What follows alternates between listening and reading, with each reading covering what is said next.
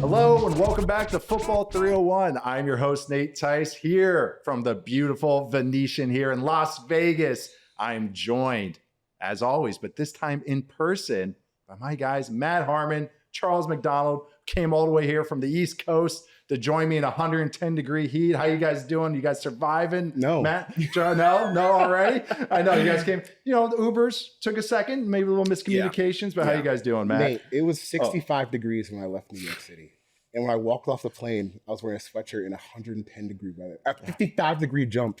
And so I'm struggling. You landed at like 7 p.m. too, right? Yeah. And it didn't really cool down because I was outside around like midnight and it was still 100+ degrees. Legitimately came at a record high heat day yesterday. Terrific. So it's supposed to cool down. Nice balmy 104 today. Matt, how about you? How was your trip in? It was good. No issues in the Charlotte airport this time. No issues to report. So shout out to Charlotte.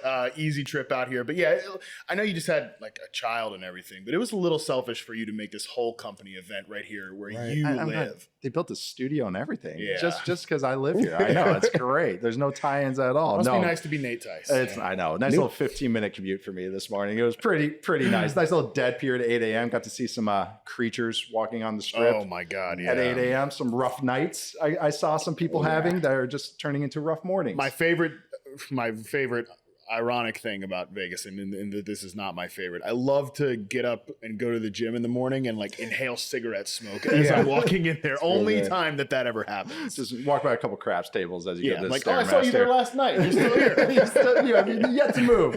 But no, like I said, we are here at the Venetian. It's such a great spot. Really cool studio here inside their poker room that we'll be doing this show from. Today, we're going to be talking about, because it's Vegas, the biggest gambles NFL teams are taking in the NFL this year, whether it's a player, some injuries that they're kind of moving aside, maybe they're buying in to somebody, another little poker term there, a little gambling term, buying in there. So hopefully nothing comes up bad for them, but we'll be talking about 3 teams each.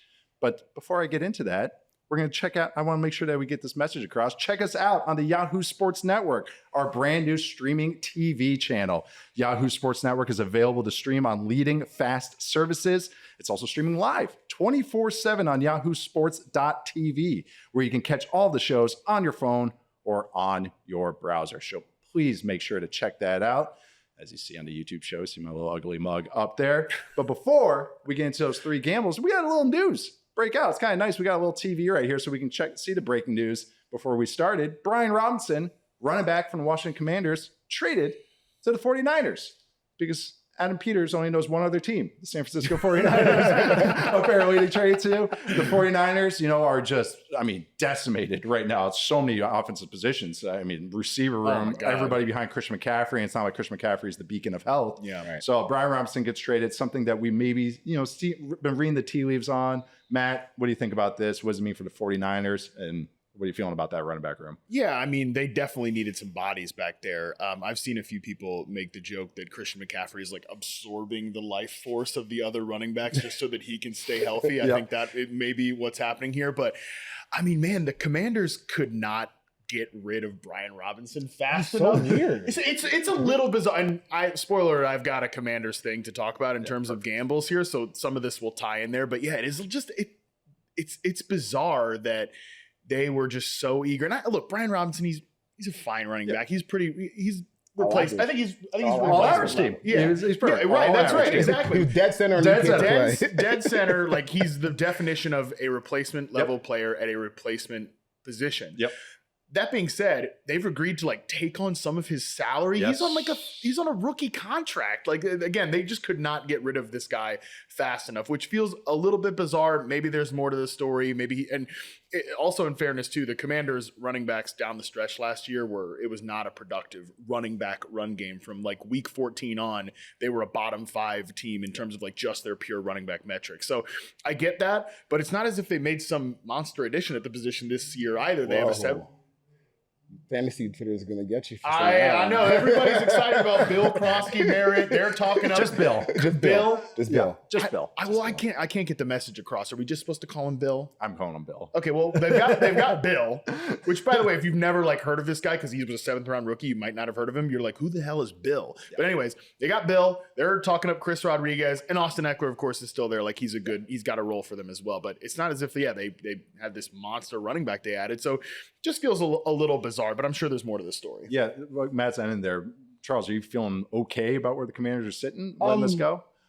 Not I know it's really. all average. We all are in agreement. It's kind of They're middle back. So they're okay because they have Jaden Daniels. Right. You know, that's their son, the orbit of their offense. But like to me, when I look at Austin Eckler and what I've seen from Bill, Ja'Cory, Krosky, Merritt in the preseason, it seems like Brian Robinson would be the perfect third guy to kind of pair with them. Yeah, I thought too. Because it's a small running back room now. It's a light running back room. I just can't imagine that they'll be like super proficient running between the tackles, which is like you upgraded your offensive line to be a little bit more physical. And yeah, I just get a little confused. Maybe like Matt said, maybe something else happened here because I don't really get why they were in such a rush to move on. Because he seemed like a guy you just let him walk at the end of his contract, and that's that. Ride him. Keep it rolling. But now they're in with Austin Eckler and Bill. So. They are talking up Rodriguez for whatever it's worth. Right. Like, but he's got 86 career carries. Okay. You know, He's a hammerhead. 4.9. He needs 4.9 yards per carry, but I mean, still, I like Rodriguez coming out. But they draft him right where his range is. I'm not saying like, oh, he should have been drafted in the third round, second round. He's a hammerhead, so maybe that's what they think. It's like, okay, this offense needs a hammerhead. They need a banger. They need a guy that can just plow ahead, get those 4 or 5 yards. And like when this offense was in Arizona, Cliff Kingsbury's offense, James Conner was great in this offense. Mm-hmm. It's because everybody was worried about spreading it out. So I always thought those were the best backs. So that's why I was like, oh, that's why Brian Robinson looked good for about 6 weeks, last year, 4 weeks, whenever it kind of tailed off. But that's why I was like, yeah, I like Rodriguez. Okay, I guess, but it's a lot of betting on Bill, who did look like nice in the preseason. But it's not a lot that we're betting on here. Yeah. And also it's a guy, is he going to be outside of tackles guy along with Eckler, who's a nice little kind of receiving back, and his skill set's not exactly short yardage or anything. So it's just a curious decision. They must just really like the guys they have. Mm-hmm. Bill, to me, is all I got to see in the regular season. That's all I'm feeling on it. Preseason Bengals defense is one thing, but we'll see. Right. We'll see going from there. Hey, that was 2s versus 1. Yeah, that's very true. I know. And right before that, I'd been like bashing the Bengals defense. So I was like, then they go on national TV, and I'm like, oh boy. Okay, yes, see, I told you guys. Right. I told you guys. Yeah. So interesting. I understand why the 49ers did it totally. Because they need someone to eat touches. Commanders is just kind of like, are you guys sure? I trust Bobby Johnson, the offensive line coach. I trust some of the stuff they're doing, but it was just a curious decision for them. All right, let's get into the main course here for this episode here in Vegas. The biggest gambles teams are taking this season. Just kind of mentioned one with the Commanders, so might as well just segue right into it. Matt, kind of little spoilers there. What was your first biggest gamble that an NFL team is taking this season? Yeah, it's like Charles said, my biggest gamble here that the Commanders are taking is like Jaden Daniels. That's all that matters. Because when you look at the rest of this offensive depth chart, and the defense too, it's the oldest team in the NFL, which is weird because you think they're this new regime. They're on the come up, second year quarterback.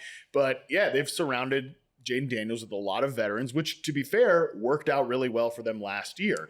But like kind of putting aside the defense for a second, which we can get into, you just look at the offense, and their best player besides Jaden Daniels is Terry McLaurin. I guess Laramie Tunsil too, depending on how you feel about him coming off of down year last year. And Terry McLaurin's still not in camp. Like he's still not practicing with the team, which the longer that goes, the more I hate it and the more uncomfortable you have to get. Like we just saw this stuff last year with not just Brandon Ayuk and a very serious example of it, but also CeeDee Lamb too. Like that deal took forever to get done. And Lamb even talked about it. Like, yeah, I've got history with Dak Prescott, but it still took us a minute to get back going there. Obviously Ayuk never really got going because he tore the ACL. What if Terry McLaurin comes out and he starts slow or has a down season? The rest of this receiver depth chart, it stinks. It's not good. I've listened to like other NFL people say, well, yeah, their second outside receiver is Noah Brown, but he's banged up right now. I'm like, Noah Brown's like not even a needle mover at all. He should be your fourth or fifth. They should be trading for Tyler Johnson. Yeah. Yeah, right. Another guy. It's like, what are we talking about here? So Jalen Lane is a fourth round rookie that they like, and kind of the Cliff Kingsbury horizontal raid stuff. But to me, when you're that surprise team from last year, you should be doing everything possible to stave off regression. And I feel like Washington is leaning into just, hey, Jaden, like we've got one of the guys, we've got an elite quarterback, and that's all that matters. And maybe it is, but I think we can acknowledge that it is a gamble, certainly on offense. And then again on defense, like we signed Von Miller, we overpaid Javon starting Kinlaw. Von Miller. Yeah, like they're just starting Von Miller. Yeah. So they're counting on a lot of older guys. Again, trying to stave off age-based regression. It's a lot. It's a tight wire act that they're doing. It is. Charles, you agree with kind of Matt's Yeah, assessment of Washington? I agree 100%. And it's just, to me, it's weird some of the moves that they made, right? Because I think you can say, at least from the start, when they traded for Larry Tunsil, I was like, okay, that's how you kind of stave off regression. Yep. Let's upgrade the offensive line. Draft Connerly. Right, Okay, cool. Yeah, good job. But then, like, why are you swapping out like John Allen for Javon Kinlaw? Yeah. Or bringing in Von Miller, Bobby Wagner. I don't think he's a plus starter anymore. No, I think he's not even average anymore. Yeah. I know he's still getting the accolades, but he's a big reason like why they give up big chunks of plays at times. So I don't really understand what the plan here besides, you get to like week 4 and it's like, Jayden, save us. Please save us. And the Terry Zach Ertz, they just brought he's just starting Zach tight Ertz end. in 2025, bro. Who was kind of moving around teams and free agents. He was watching Arizona.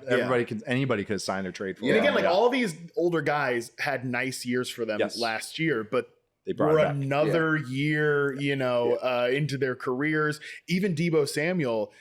I mean, Deebo was not a plus player for the Niners last year. And even before he got pneumonia, that's the common talking point. Like, we got pneumonia. After, Even at the beginning of the season, he's never been a good man coverage receiver, but he is the 4th worst success rate versus man coverage I've ever charted last year. So he definitely is still, I think, can be useful in the particular ways that he is useful, but he's definitely on that very serious decline phase of his career. It is interesting that they found themselves in the spot where they can't get this deal done with Terry after even last year. Like it was the only thing they had. It felt pretty especially in the red zone. Like it wrote itself almost. Yeah. It gives you just, and again, I'm mostly like just squinting at this. I'm not saying like, they're gonna have a bad season or anything like that, but it does make me feel a little bit weird about this front office and like group of decision makers too, because this is a guy that has been such a good soldier like for this franchise through some really tumultuous times. And I realize don't always want to pay for the past, you want to pay for the future, but what's the message that you're sending to the rest of the team? Like the commander, like the guy that's been on this roster, this guy. Like I was saying, and he's still good. And he's still good. He best season ever last and they keep bringing up like, he's 30, but like I realize he came into the league older and maybe he will start to decline sooner than some of these other guys, but he's been a better player than DK Metcalf the last 2 years, who just got, and to be fair, I think DK getting overpaid by the Steelers kind of screwed this whole thing up. It did. But they're from the same draft class. Yeah. Like DK was younger entering the league. He's a bit more of a physical specimen, but you think that Terry's game should age pretty well. And again, if he's not there or he's not himself, we're talking about Noah Brown, KJ Osborne, like Michael Gallup coming out of retirement, Luke McCaffrey, like I don't know, it's a lot. They gave Deebo a jet sweep on the first play, so that'll fix all of it. And it was I formation, under center, jet sweep that looked nothing else like anything they do. So Charles, we'll move on to you, which is fitting with the shirt that you have on today. I don't know who made this for me. They gamed it up for you. It's sweet. Right. Yeah, it's really good. Yeah, we got some great merch on today. Homage, baby, shout it out. Yeah, homage. Yeah, homage. Thank you for the gear. This is great. I got my Mariner shirt. Charles, what's your first biggest gamble an NFL team has taken this season? It's kind of fitting. I think the Falcons not playing Michael Penix in the preseason is a pretty big gamble. So this is 2 preseasons in a row. Well, no, he played for he played against Miami last year. Like a drive or 2 against Miami last year, and then that was it. I think so. That was it. They wrapped him up. And then he was on ice until the Kirk Cousins things fell apart. So he has 3.5 like little bits of NFL action under his belt. And they need him to be good this year. Yeah. I don't really understand why you wouldn't want to see him play in like situations where there are no consequences. If you go out there and you throw a pick, just see where he's at against live reps. I saw Bryce Young play in the preseason. I saw Caleb Williams play in the preseason. I saw Drake May play in the preseason. Knicks, Mahomes. I saw Jaden Daniels. I've seen Joe Burrow. I've seen Mahomes. I've seen everyone. I don't get why they're hiding everyone him. But Matthew Stafford. Yeah. Where did Raheem Morris come from? That he keeps telling everybody that he came from. Matthew Stafford, my brother in fractured back. Wait, have you gotten in the immortal chamber yet, buddy? No, that's when you're about to die, I think. Well, you can finance it for a lowly $3,000 a month. So. $3,000 a month to not get better. It's amazing. Yeah. Right. I don't really get what they're doing here. I guess I'm a little taken aback by the confidence they have in everything. That's what it is. Yeah. Because this is essentially a borderline rookie quarterback. You almost sat the entirety of last year. I know everyone else is coming back on the offense. Like, I don't need to see Bijan Robinson play or anything like that, but I would like to just see where he's at coming into the season, because I feel like they're selling people something that isn't here right now in terms of the talent they've collected, where the defense is, where the offense is. And because of that, I get a little bit worried this season that they won't just put him in front of us. If you can tell us everything's good, but I still like to see it with my own eyes. Especially a guy like him that's going to be a high wire act as a player. Yeah. Like, just using that. He's going to be I wouldn't say boom bust, but he's going to try some stuff. Like, it's almost one of these things. Like you said, it's like, all right, how this works in practice. Is this whole shot going to work against, even twos? Like Mahomes tries stuff in the preseason. He's goofing off out there.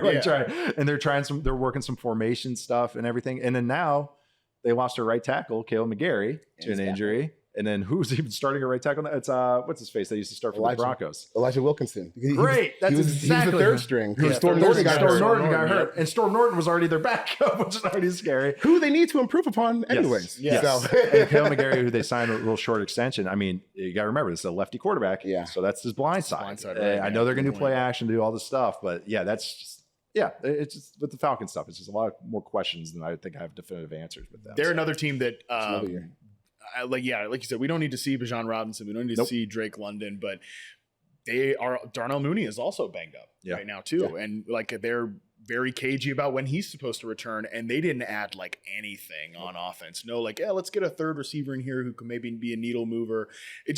They're another team. I think they dovetail well with the Commanders, where it's like, there's a lot of confidence bordering on maybe arrogance in the way that they're, and again, delusion, maybe delusion. All somewhere between those three words. Raheem Morris, Jeff Ulbrich, defense coordinator for the Falcons, Dan Quinn, they're all in the same Falcons staff back in the day, and this is what they're all about. It's confidence and going and they do get guys. I love to play for these guys. Like, don't get me wrong. It's for me now as an analyst watching the team building. I'm like, help yourselves out. Like, I love the energy you guys are bringing, but just help yourselves out. Like, you don't always have to act like you're the smartest guys in the room, or, our energy is going to make this 70 overall guy an 85 because we just hype him up. It's like, he's gonna be a 72 now. You guys start at like 80 and get him up. That's gonna be a little bit easier. And I'm pretty high on this Falcons offense. Yeah, I think it's gonna be really. Absolutely. I think it's gonna be really fun. Like, I think Drake Lund's gonna have a massive season. I think Bijan Robinson. It's and I think generally I'm more optimistic than not on Penix, but it's interesting how confident they are. They're sending, and they don't have a first round pick next year. So I thought the Rams might trade it to get Tanner McKee, but that seems done. But all right, I'll go on to my biggest gamble, or my first one. It's the Texans, which I think is an interesting point, because I think a lot of us want the Texans to kind of make that next leap into contendership. All I just want to say is that's the O-line. That's we're doing this. All right. That's what we're doing. Okay. There's not another move. Okay. There's not anything else right now. The projected starters are Ariante Ursary from Minnesota, their second round pick, who I do like and has had a nice preseason. It's still a second round pick, rookie left tackle. That is scary. Laken Tomlinson, who I believe finished third last year in pressures allowed by a guard.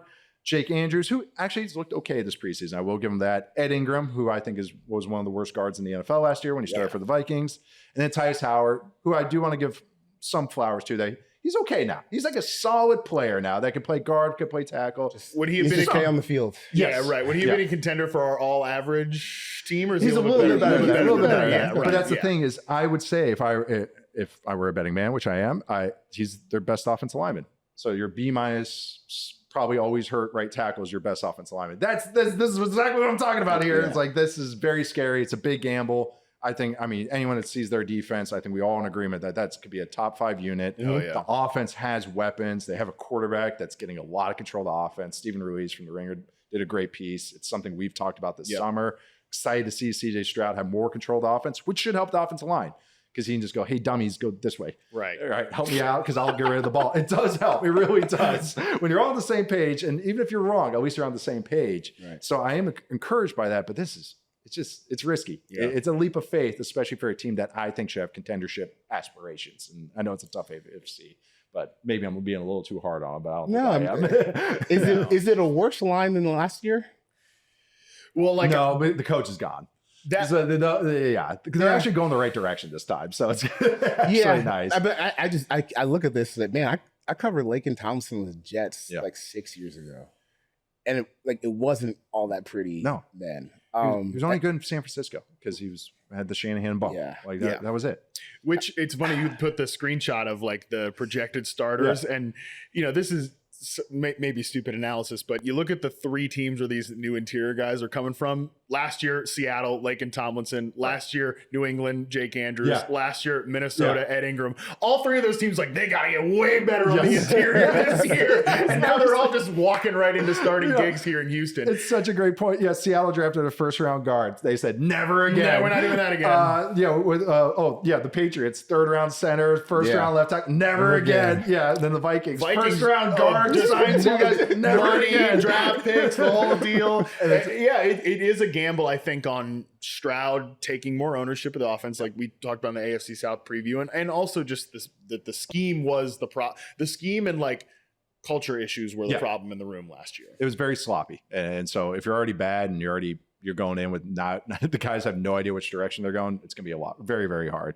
All right, we are going to take our first break, and then we're going to come back with a few more of our gambles the NFL teams are taking this season. All right, we are back with a few more of the biggest gambles NFL teams are taking this season. Charles, I'm going to let you take this section first. Okay. What's your next biggest gamble? First, I need to shout out producer Collins, who corrected me before the show started, because I wrote that the Cowboys didn't add to the front 7, but they did add, a little something. Yeah. I'm shocked Colin had a actually when it came to the Cowboys. So I'm amending my point to the Cowboys not adding enough There we in go. the front 7, right? Because frankly, I don't see anything that they've acquired that would prevent, let's say, the Baltimore Ravens running for 200 yards against them like they did last year. Or where they just get into these situations where they just get absolutely bludgeoned by the opposing team's run game. Because even like Micah Parsons, he's all-world, future first ballot Hall of Fame, but he's 245, 250. Yep. So sometimes against heavier offensive linemen or double teams, he can get pushed off the ball a little bit. And that's your best player. And he also might be your strongest player, and that includes defensive tackles too. Because when you look at Monty Smith, just ain't him. He's turned out to be just nothing. He might not make the team. He was running with the 2s. He's not there. He's not been a good player. If it wasn't for contract, I think he would be cut for sure. And then who was the Odigizua, the defensive tackle, who's a solid player, but the reason why he's good is also the reason why he's bad. Yep. I don't think they did really enough of anything to prevent the same fate happening again. Maybe it's not one of the worst rush defense in the NFL or one of the worst rush defense in the NFL history, but it's going to be so bad that it's still an Achilles heel. And when you look at how this team is built, they have a pass rusher and they have DBs that take chances on the ball. So they need leads, which Dak in Cowboys offense could probably give them, but this is a tough way to play football when you're that light up front and you're just going to get run over for 5-6 yards every single running play. And it's a defensive structure or scheme that's sound, but it needs dudes to make plays. Yeah. So I got Micah Parsons, but then I need more. I need other guys on the back end, especially that can actually clamp down if we're going to just run zone. You need guys that can make plays and actually cover guys too. Otherwise, it's just going to be gashes. Yeah. That's what it might. I mean, Kyle Elam's probably going to start a corner because Trayvon Diggs is coming off an injury. So it's that's the thing. You wrote the front 7. I mean, the back end might be in worse shape, honestly. I don't think those guys will tackle anybody. Well, that's true. But man, it's interesting with Dallas, right? Where I'm very excited about the passing game. I'm very excited about the interior of the offensive line. Everything else is kind of a rather big question mark at this point. And then you've got Jerry Jones on a media tour about this whole thing's a scam. It's the biggest scam of all time. I'm telling you, Jerry Jones cannot wait until they play the Eagles Thursday night opening game. He cannot wait until 24 hours before when they sign that deal and he gets to walk in to Lincoln Financial and go, him and Micah Parsons, and all they're doing is walking Micah, Jerry, Micah, Jerry. Yeah. Nothing about the Eagles, raising the band. That's what all I'm saying. he wants. It's all a scam. He's a showman. As soon as look, it was always a scam. It was always obvious it was a scam. But then when he's doing a damn interview with Stephen A. Smith of all people, oh my God, now we're officially scamming. But Jerry can never say again. I'm not even sure if he would say it, but he can't say at any point that he cares more about winning than this stuff. I don't think. I think not at this point. Because you would sign Michael last year. I've heard stories about when something would happen with the Dallas, some players that I know there. When something happened with the Cowboys, or players want to stand out or hold off, Jerry came in and spoke to the team one time. Some stuff was going on in real life, and he just goes, like, boys, when you play a football game, this is how much money I make, or this is how much money we make.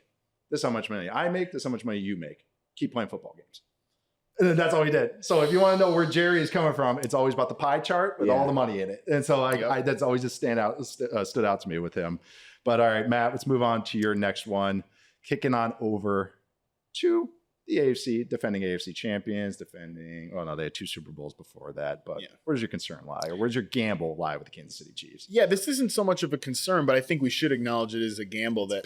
I feel like the Chiefs are walking into this year and just, counting on rookie left tackle Josh Simoons just being like a top 12, 10 starter at the position. And I mean, I think it could happen because we all agree like what Josh Simoons was putting on film before his injury last year was awesome. Very good. Maybe top 10 pick worthy. But, I had this realization as I was writing up a piece about Rashee Rice that I think that because his suspension now is probably going to come in the middle of the year as opposed to the first 4 games. One of the things that like the best ball bros when they're drafting in fantasy were like coping about the Rashee Rice suspension. Like, well, if he's suspended the first 4 weeks, like that might be good because, hey, then he's going to be, he's going to be coming back. He'll be getting back healthy then. So, but now he's going to play the first 4 weeks. It's good to be suspended. It's good. It's actually good to be suspended. Yes. I did say this was cope. But anyways, like I realized at the same time there, because my pushback is like, you just don't know when that guy's going to be healthy because he's like, you can be practicing and participating. It's the Tank Dell thing we talk about. You can be practicing and participating all throughout the course of the offseason. That doesn't mean that you're just going to, you might have Rashee Rice on the back of your jersey. You don't know when he's going to be that guy. And I'm like, damn, I guess you could say the same thing about Josh Simoons, right? Like, yeah, he's been crushing in camp. He's been active the whole time, but maybe he's 80%, right? 85% of what he could be at his peak. And we're still talking about a rookie left tackle. So, because I do think if he's in there and he's like locking it down, I think you're just unlocking more things there. Xavier Worthy, like if Mahomes just has an extra half second, are they a little bit more on the same page down the field? Like some of those short misses that were there, the close misses for him, those become hits. I can be open to that. But again, we're counting on Simoons just locking that left tackle position down. I think we should acknowledge it is a little bit of a gamble. If hypothetically Simoons is like above average as a rookie, and Kingsley Suamataia is just even average, just fine. At left guard. That's the one that That's actually more of a gamble to me. If they are actually just fine starters, better than what they had last year, is we had the Chiefs, all of us actually, it was really funny. Chiefs, that's the 10th offense, 10th offense, 10th offense. Are they rising up in your rankings too? Oh, yeah. Like they're fine. Like how high do you think they hit up there? If they were 10th last year with that. Right, with that. I mean, dude, because I remember we were last year when we were talking about their offense at the start of the season, like, oh yeah, success rate's so high, and then I think like mid-season I was like, okay, you're gonna get 3 yards every single play. Right. That's what this is. And then explosive runs until like week 14 or something. It was crazy. Yeah, it was dead last in explosive play rate last year. Dead last. Kansas City Chiefs. And they were still by EPA play success rate, top 10 offense. Yep. Shout out Patrick Mahomes. I mean, just about every other quarterback. Efficient Patrick Mahomes. Most underrated player in the NFL. I got people asking me what happened to his passing yards. I'm like, you're looking at the wrong thing, my man. Look at the game. He's still the best quarterback in the league. But if those guys are fine, like let's say Josh Simoons has a B+ year, Kingsley has a C+ year, probably like a top 6 offense. Yeah. Because you have Mahomes. Yeah. And it really has become that simple because, I mean, how many quarterbacks would you put there last year that could take them to even the playoffs? No, there's only a couple. Right. Yeah. The guys that win MVPs. Yeah, the guys that win MVPs, exactly. So if those guys are good, that's a big boost for their offense, even with, some of the personnel issues. I think they still have a running back and receiver. So I know. I thought they might be a Robinson trade candidate as well, or somebody, at least for the running back. But yeah, the Chiefs are just the Chiefs. It's just so hard. They're so hard to talk about because it's like, yeah, they have questions, but they figure it out. Like they're always the best team to look at after the bye week too, like where they make so many changes on offense, defense, personnel, all that stuff. So it's like, you got to respect them. And if it does work, so it's almost like a floor because they have the dude at quarterback, I think. All right, I'll move on to my biggest gamble, which shouldn't be a real big shock. I already even hinted at it. It's the Rams. We got Matthew Stafford's back, which apparently is fine. We're good to go. He's practicing, and like I can do no limitations. After it was like no one. I mean, there's rumors that it's like Paul McCarthy's dead kind of thing. That's been a stand-in. I don't know if you guys know that reference. Yes. But I've seen the tweets. You've heard of the Beatles? Hashtag Stafford died weeks ago. Yeah, that is like exactly. a real hashtag on Twitter. Yeah, but no, Outrageous. they think people have a stand-in for Matthew Stafford right now. That it's actually somebody else standing in for him. But so is it like we need to see him hold up today's newspaper? Like it's a Reddit AMA. Right.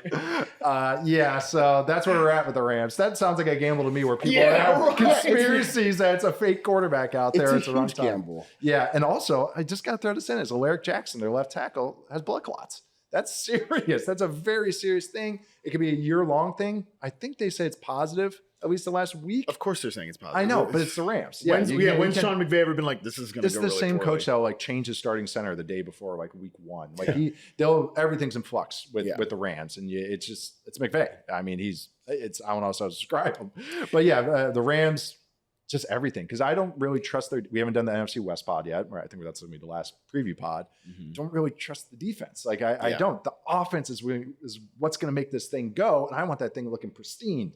I don't want questions about the left tackle and the quarterback when I'm talking about this team being a top 5 offense. So just I think that's a very, very risky thing. It's very risky. Yeah.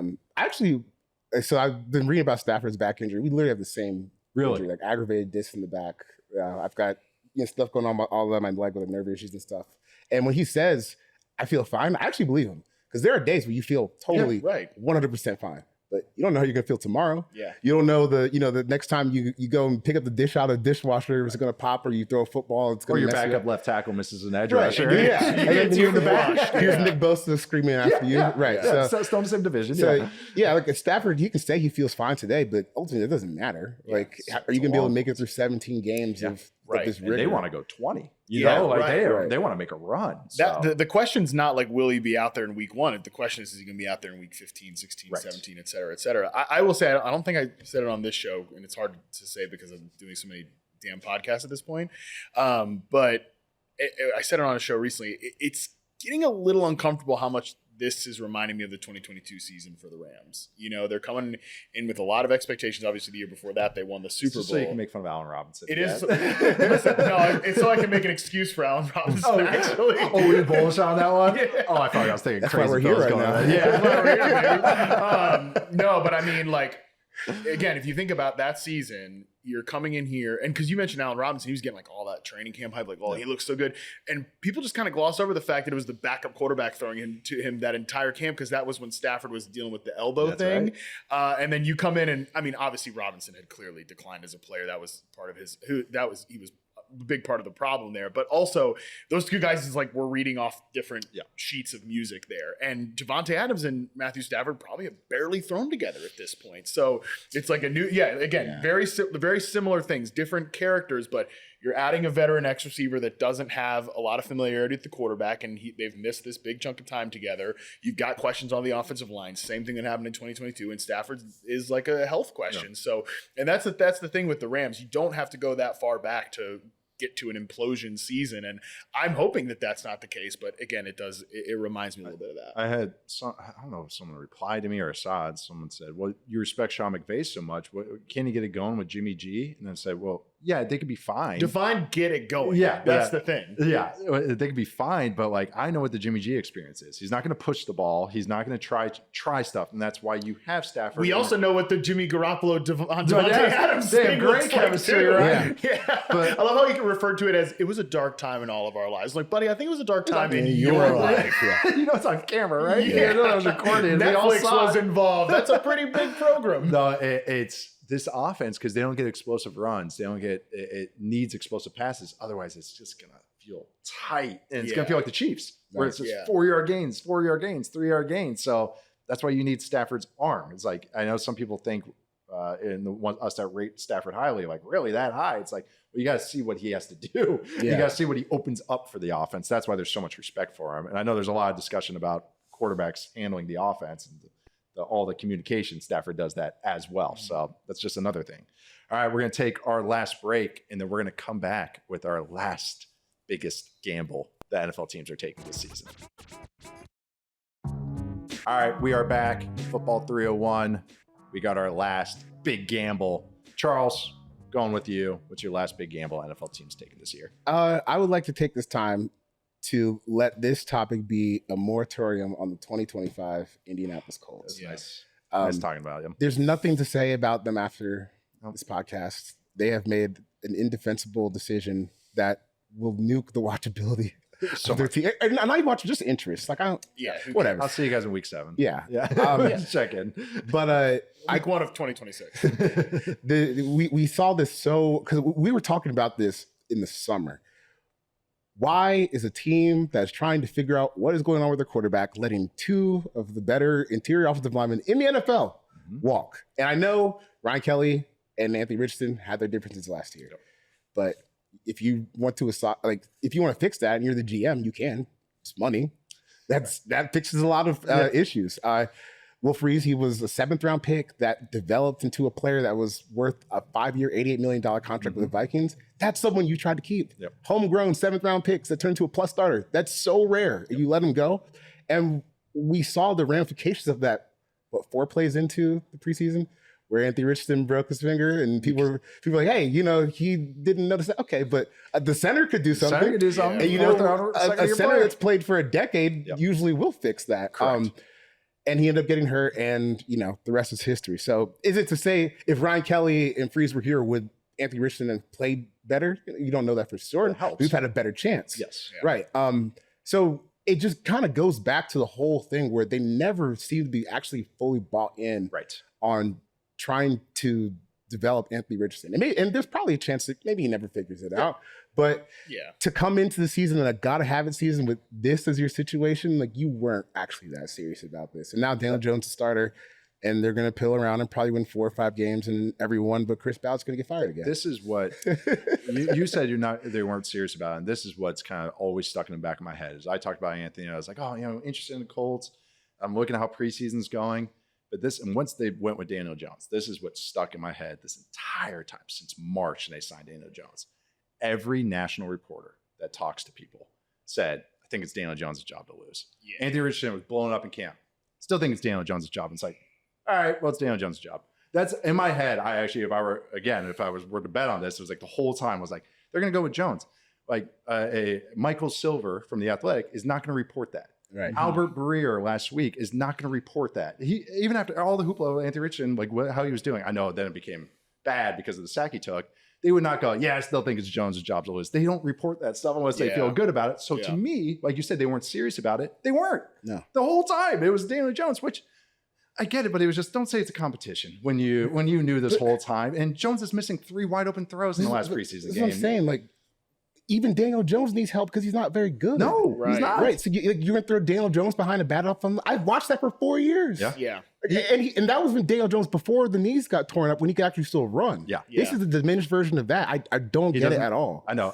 We haven't even talked about this on the show too. Like, Matt, how do you even think Jones affects? We talked about the Colts receivers 100 times, but like Jones doesn't push the ball, so Alec Pierce doesn't feel as weaponized. Pierce, it's over. I mean, like A.D. Mitchell, it's probably over. I mean, yay Downs. Like, I guess. I mean, listen, as a big Josh Downs bro, I'm not trying to like say, man, look what he did with Wan'Dale Robinson. Like, it's you're PPR scamming in fantasy there at that point. That's what you're hoping. But then you also got like a 1st-round tight end in the mix, and you also got Michael Pittman, who's on a big extension in the mix. And like, I think, I don't know, the Jones thing is the Richardson thing is tough for me because the best way to have this not happen is to be a professional and like play better. Like you could have like he could have prevented all this happening, but the thing with that I'm stuck on too is just the moment they signed Daniel Jones, my first thought was, okay, tell me how this doesn't end with both these guys get starts and like everybody gets fired at the end of the year. And now like we're in August, that was March, and that's exactly how Jones I feel. blows up, it's a 1-year deal. So now you're costing yourself. And he's not. The thing is, he's not going to. I'm just saying. But I'm did. saying in this again, we talk about Falcons, talk about Washington. It's like this narrative that these teams sell each other. And I've been in these buildings. I get it. Like you go, like this could happen. This could happen. I'm not liking the chances, but it's like. So even if it did work out, what was next year's plan? Or bring Jones back franchise and tag, 5 years, $200 million. And then what do you do with Richardson? We're back into so it's and just, the funny thing is too that like they're selling this. It was Shane Steichen is saying, I go back and look at Danny Dimes' 2022 Yeah. season, which, God, 2022, long time ago at this point. Yes. But also that was very much, and he's like trying to overlap that into what they got out of Gardner Minshew, the Minshew minimum of that season. And it's just, you left that year and let Gardner walk out of the building and we're like, we got to get more than that. So that's the thing is if you just RPO, that's all it was. Yeah. And in that situation too, I come back to this with the receiver room and the first round tight end and all that, you're going to have like 3 guys that aren't happy. Yeah. And these are all like talented players you should be trying to like Alec Pierce is in the contract year. AD Mitchell is AD Mitchell. Right. Michael Pittman's still trying to prove it. And like Pittman's a guy that you might have to trade at the end of the year or something like that because he's not most likely, like I said, 3 people, probably more like 4 people are going to come out of this not happy with their production. Same thing in the running game too. Like, I mean, luckily Jonathan is a great guy, so maybe he'll be okay. But I don't know. There was a little bit of frostiness there. That's true. Extension. I'd be asking out if I was him. What is this? God, get him on the Chiefs or something. The Chiefs had a chance to do that themselves. You're right. I know, right? Yeah, CH. Yeah. It's someone who's going to miss Ryan Kelly and Will Freeze a lot. Jonathan Taylor. Like this, I don't know. It's just weird. Do they care about saving their jobs? That's what I don't get. This is also, it's tough to talk about, but Jim Irsay passed away. Like now his daughters are in control. It's a whole new power vacuum. And she's been on the headsets for years. So she might just be like, this whole, I'm waiting. I'm at it. Yeah. She's like I'm just waiting. Like, that's the thing with like you saying everybody with Chris Ballard will get fired just because Ballard has survived so much, but he's gonna figure it out, man. He's gonna figure it out.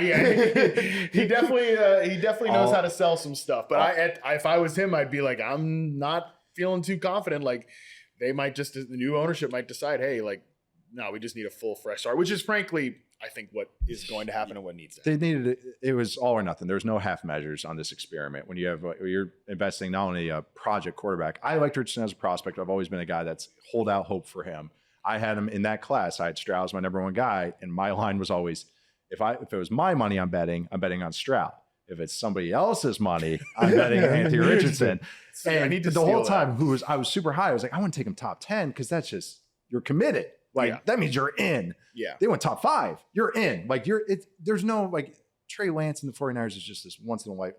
Shanahan can get away with it because he's Shanahan. Well, and they don't get away with that if they don't stumble onto Purdy. Correct. Like nobody cares about Trey Lance at this point. Well, some people care about it. There's always gonna be a couple reporters like, you see Trey Lance playing in the preseason, whatever. Unlocking him. Yeah, exactly. But nobody cares about that ultimately in the building anymore because you found a quarterback, but this team didn't find a quarterback. I know. Like, and Daniel Jones is not gonna be the solution there. So let me ask you, Nate, as an Anthony Richardson bro, like where do you want to see him go?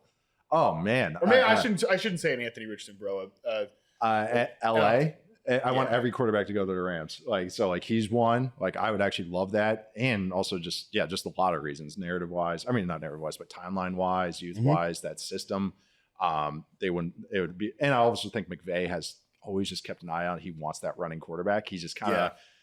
He can't go all the way in it, but he's just kind of keeping an eye on that. The John Wolford experiment. Yes. And what's his face? The guy that just won UFL MVP. Bryce Perkins. Yes. Yeah. Well, he had they had that little weird offense run in that 1 year when Brandon Staley became the hottest defensive coordinator in the NFL. So that's one that just comes to mind. But I mean, I know people say Minnesota, it's like, well, they have a second-year quarterback. They would never do that in a million years because you got to think about the room. Yeah, which is also another thing with this Colts team. You brought in Gardner Minshew, who Garner's Garner, but he's not there to help a young player grow. Garner's about Garner. And then they bring in Joe Flacco as the backup. Historically not.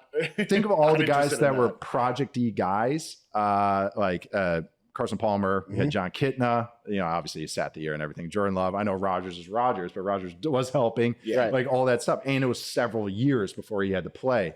Andrew Luck had freaking Matt Hasselbeck as his backup. That's amazing guy to just go back to and go like, hey, what'd you think on that one? Like, I mean, Bryce Young has Andy Dalton. Yeah, like backup quarterback is the center and the backup quarterback are as important as the coaches. I think to just be a good hang and help out the young guy. Like that's all you got to do. It's just. To me, with Richardson, also like his agent coming out and like saying, there's a fraying of trust. It just they did that in March, man. They did that when I don't think the agent needs to come out and do that. I think it looks a little stupid, quite frankly. Like the self-awareness is not great there, but that to me also speaks to like, yeah, this is a guy that could be out of unless there. you're Drew Rosenhaus, agents, and Michael just stay on the low key. So I was about to say, CJ Stroud getting drafted was the best thing for Davis Mills' career. Because he gets to not play and just be around. Gets to be the good hang. He has contract extensions now. It's such a great point, though. No, yeah, the good hang is a very important part. I mean, shoot, look what the Bears are doing. All right, Matt, we're going to move on to yours now. What is your next biggest gamble that the NFL teams are taking this year?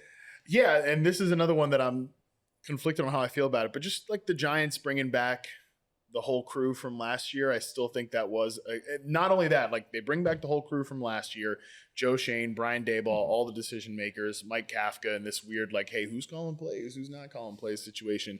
But then also kind of going stars and scrubs on the offense. Like when you do a salary cap draft in fantasy and just like, I'm just stacking the top and figure the rest out later. When I look at the Giants offense and defense, that's how I feel about it. On offense, it's like, well, we got Malik Neighbors and Andrew Thomas plays, and that's pretty much it. That's good enough, right? And then you look on defense, like, well, look at that defensive line. Don't look back there at that secondary, but do look at that defensive line. Don't look at the linebackers, any of that. But so they've got this kind of imbalanced roster in a way, which I always feel like that leaves you in kind of the volatile zone as a team. So could go one way, could go the other. And to me, you take Jackson Dart, and Jackson Dart looks great in the preseason. Everybody, I've heard. I don't know if you guys have heard, but there's calls for him to start week one. There's calls, and also you've got Brian Daboll and like just making the googly eyes at him. He's obsessed. He feels. He is. He talk about confidence and feels like they're with the way the Falcons are about Penix. Like, yeah, nobody knows what we got in here. That is what Brian Daboll is giving off. That energy. At least Giants fans got to see it. Right. Imagine if you're a Falcons fan and he's coming off that type of preseason. You'd be feeling pretty good right now. Well, not good. Good-ish. Good adjacent. Yeah, read the field. But yeah, like you've got this weird push and pull now with how long is Russ going to be there? You can tell they just are dying.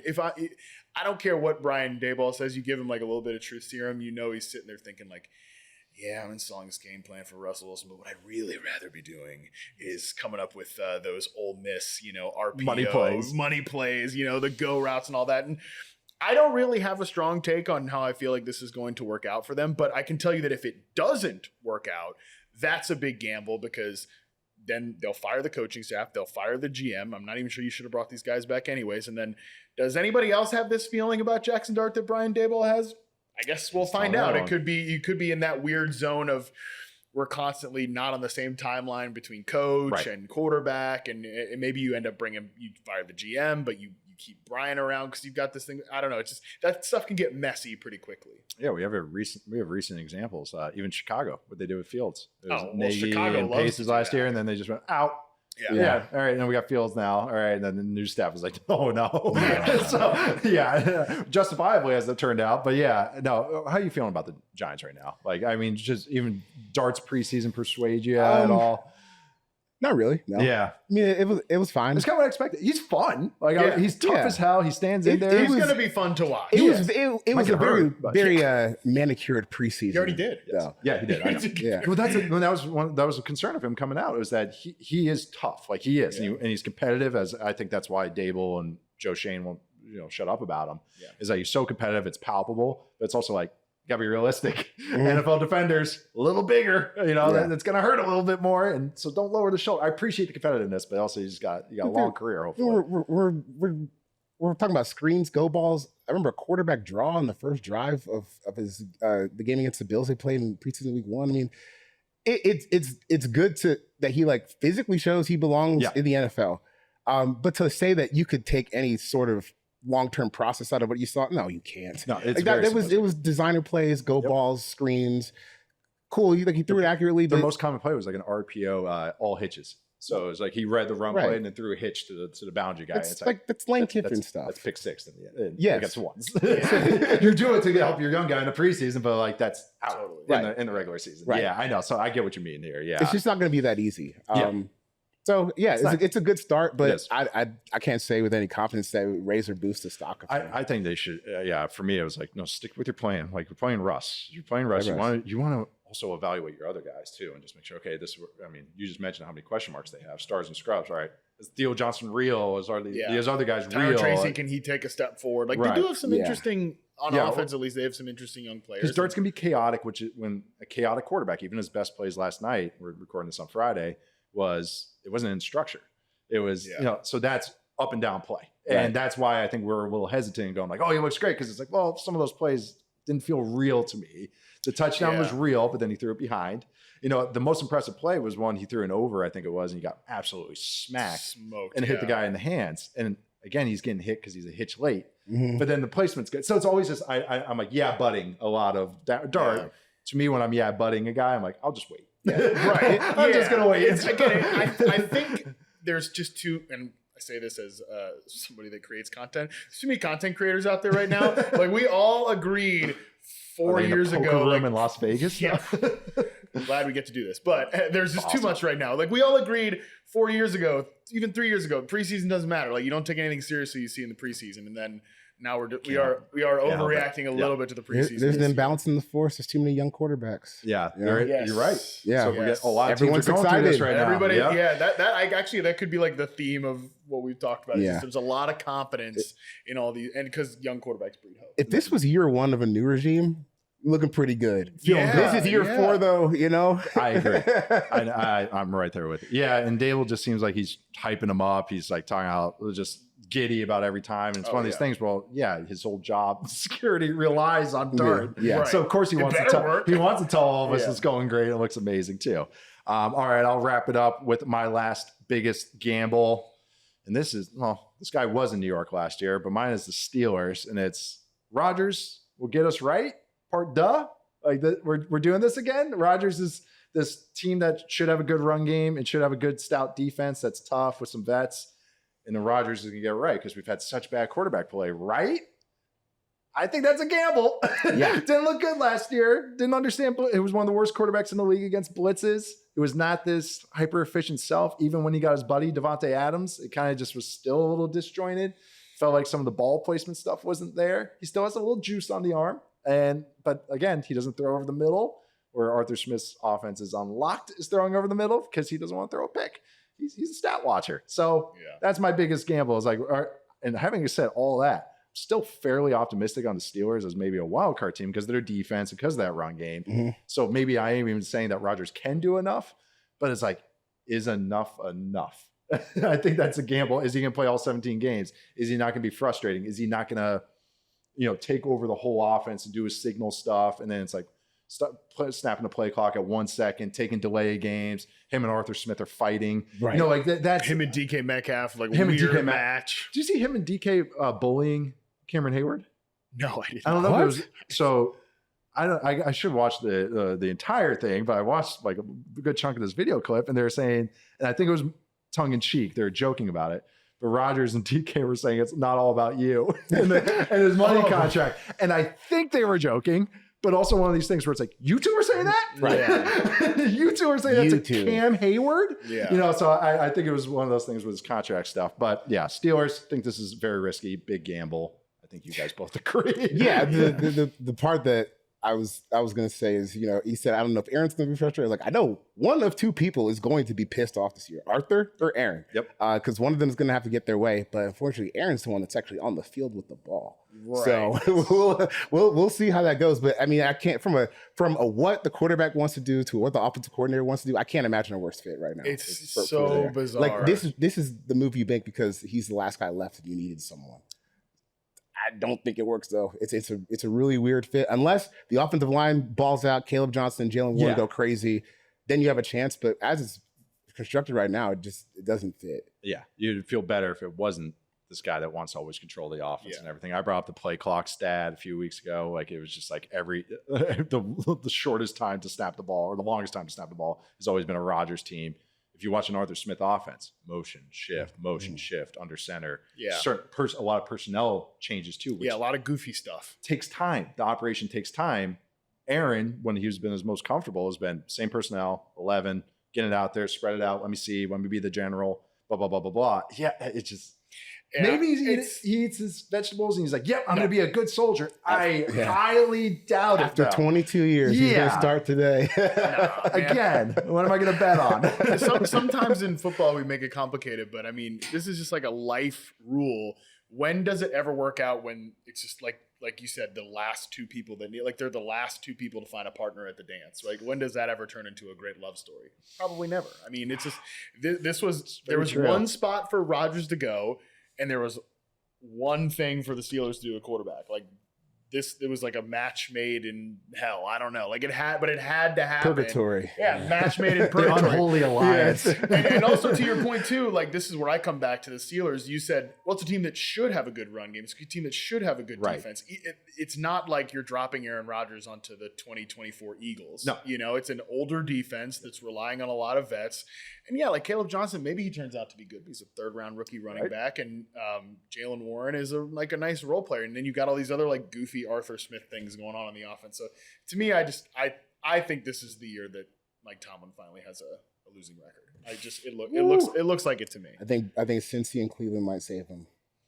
Well, one of those things. I feel like Cincinnati could fall ass backwards into it. I watched the Commanders' second string run offense go 4 for 45 and a touchdown. That's right. Shredded down. I don't think Jaden Daniels stopped running on the first drive. No, he just every play he was just moving forward into the next thing, and they celebrated the touchdown. I found out Josh Johnson's still in the NFL. Oh my God! Right? When he comes out and he looks like Tom Brady against the Bengals starting defense.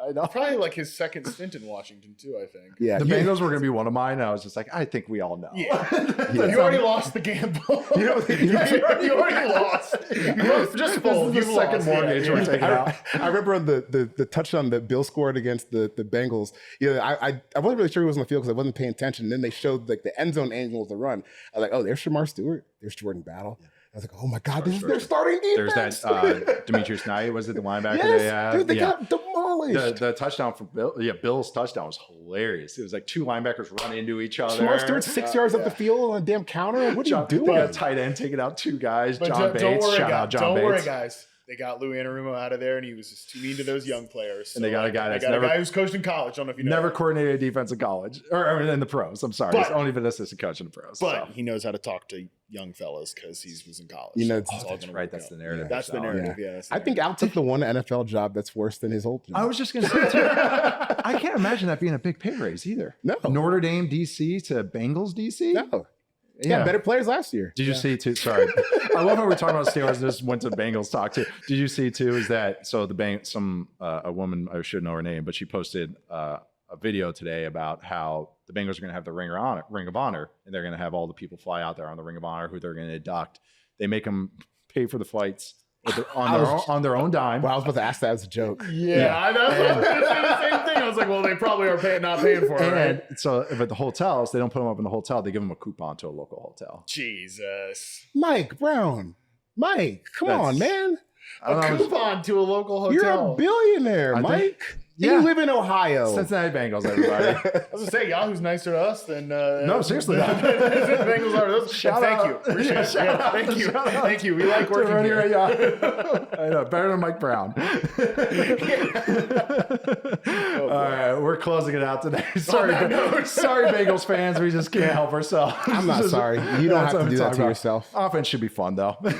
We'll be back next week on Monday. We'll finish up our division previews. I'm Nate Tice. You can find me at Nate_Tice on social media. That is Matt Harmon. You can find him at Matt_Harmon_BYB. And that's Charles McDonald. You can find him at 4Verts on social media. So much fun to do this in person here in Vegas. Subscribe to us, follow us, rate us 5 stars. Pretty please. Also watch us on YouTube on the Yahoo Sports YouTube channel. We would really appreciate if you liked and subscribed there as well. Thanks to the whole crew here in Vegas. You cannot see them, but they're doing a great job. This is a great setup. Thank you to the Venetian for hosting us. I'm very excited. We have a little happy hour, Q&A. Some people are going to join us. That should be a lot of fun tonight. You got your coupons for the... I got my coupons. Yeah, you guys get your coupons to the Aria. Yeah, still waiting for mine. Mike. I think I have a free meal voucher to actually lose money when I buy something here. But no, thank you guys so much for joining us. Thank you for listening. See you guys next time.